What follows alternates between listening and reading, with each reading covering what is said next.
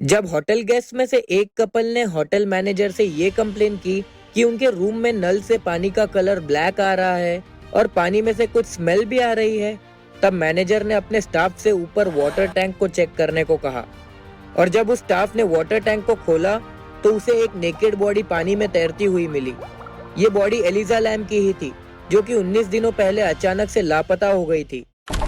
Elijah lamb 21 साल की एक कैनेडियन स्टूडेंट थी जो कि यूनिवर्सिटी ऑफ ब्रिटिश कोलंबिया में पढ़ती थी।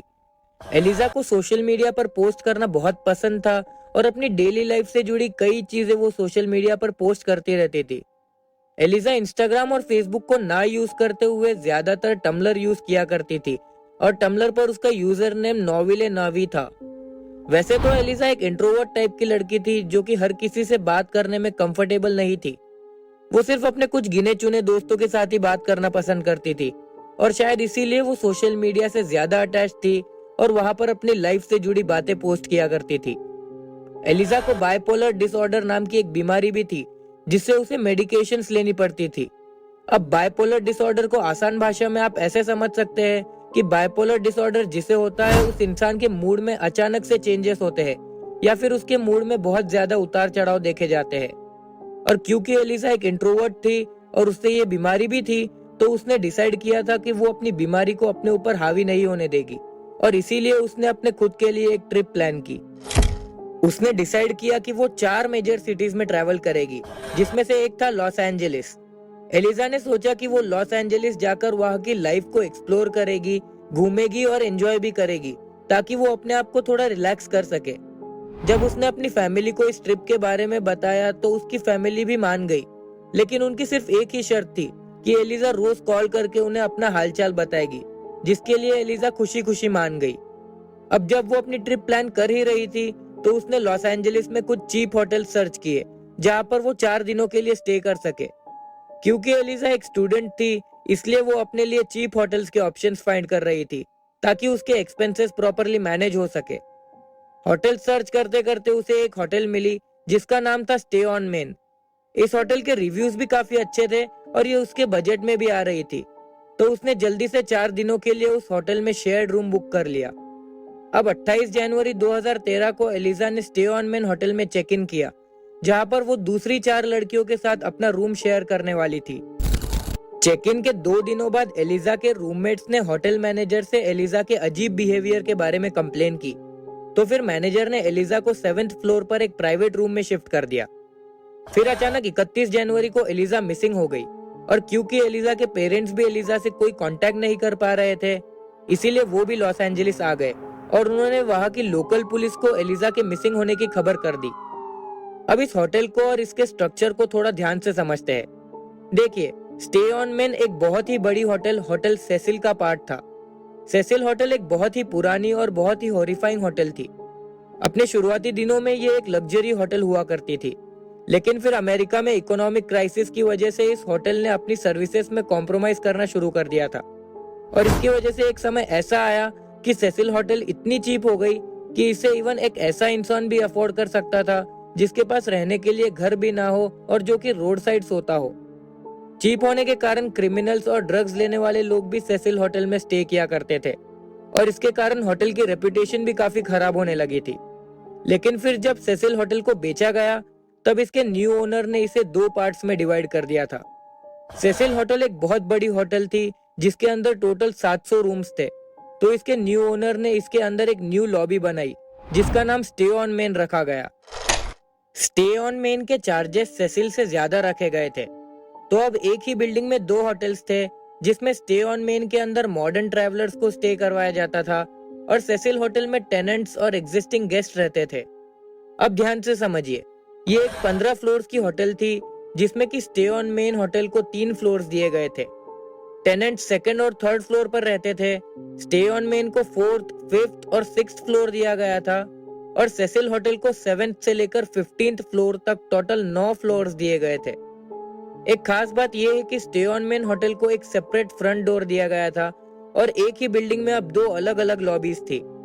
लेकिन एक मेन बात यह थी कि दोनों होटल के गेस्ट को एक सिंगल एलिवेटर या लिफ्ट का यूज करना पड़ता था। और अगर आपने नोटिस किया हो तो एलिजा को 7th फ्लोर पर शिफ्ट किया गया था जो कि अब सेसिल होटल का पार्ट था और 7th फ्लोर पर जाने के लिए उसे एलिवेटर का यूज करना ही था। आई होप अब तक आपको इस होटल का पूरा स्ट्रक्चर समझ में आ ही गया होगा। तो फिर अब चलते हैं 31 जनवरी के दिन, जब एलिजा के मिसिंग होने के बाद पुलिस ने सेसिल होटल को इन्वेस्टिगेट करना शुरू कर दिया। सेसिल होटल एक एरिया में था जिसका नाम स्किड रो था। स्किड रो एक ऐसा एरिया था जो कि बहुत ज्यादा पोल्यूटेड था और जहां पर ज्यादातर क्रिमिनल्स और बेघर लोग ही रहा करते थे।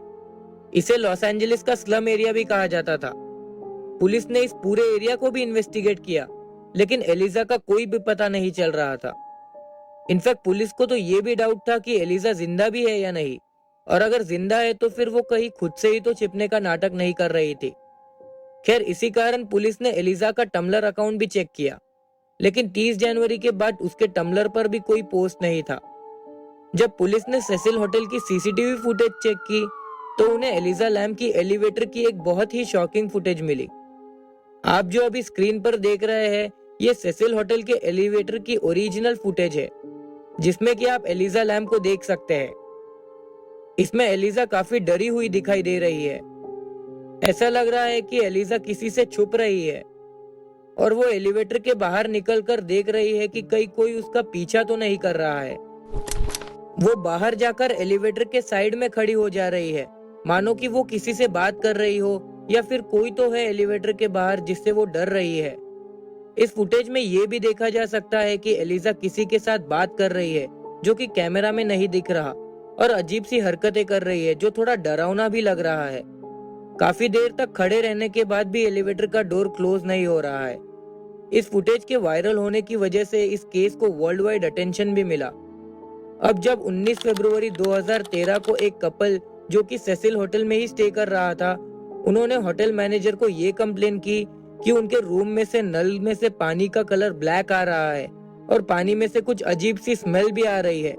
तब मैनेजर ने एक होटल वर्कर को होटल के रूफ एरिया में भेजा और चेक करने को बोला कि ऐसा क्यों हो रहा है। जब वो वर्कर ऊपर रूफ पर गया और जब उसने वाटर टैंक को चेक किया तो उसकी आंखें खुली की खुली रह गई। उसने देखा कि वाटर टैंक के अंदर एक नेकेड डेड बॉडी तैर रही है, और जब उसने थोड़ा गौर से देखा तो उसे ये विश्वास हो गया कि ये एलिजा लैम की ही बॉडी है, जो कि 19 दिनों पहले ही मिसिंग हो गई थी। ये देखने के बाद उसने तुरंत सेसिल होटल के मैनेजर को इसके बारे में बता दिया, और फिर लॉस एंजलिस पुलिस और एलिजा की फैमिली को भी इसके बारे में बता दिया गया।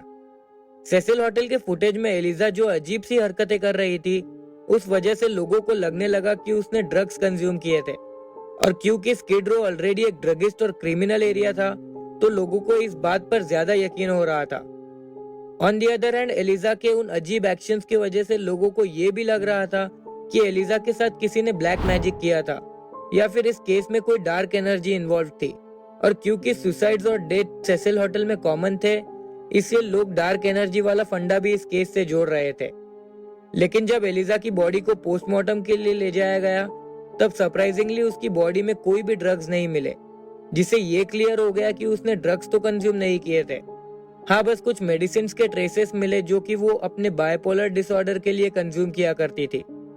और एलिजा की बॉडी पर कोई भी हार्मफुल मार्क्स नहीं देखे गए, जिससे कि ये बोला जा सके कि किसी ने फोर्सफुली उसे वाटर टैंक के अंदर फेंका हो।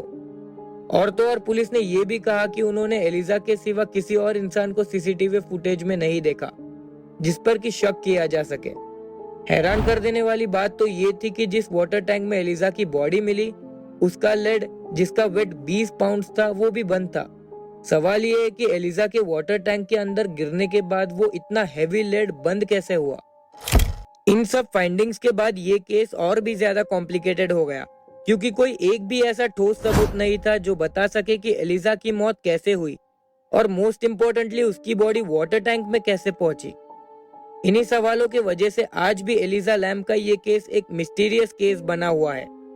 आपको इस बारे में क्या लगता है, हमें कमेंट्स में जरूर बताएं। मिलते हैं अगली बेहतरीन वीडियो में। जय हिंद।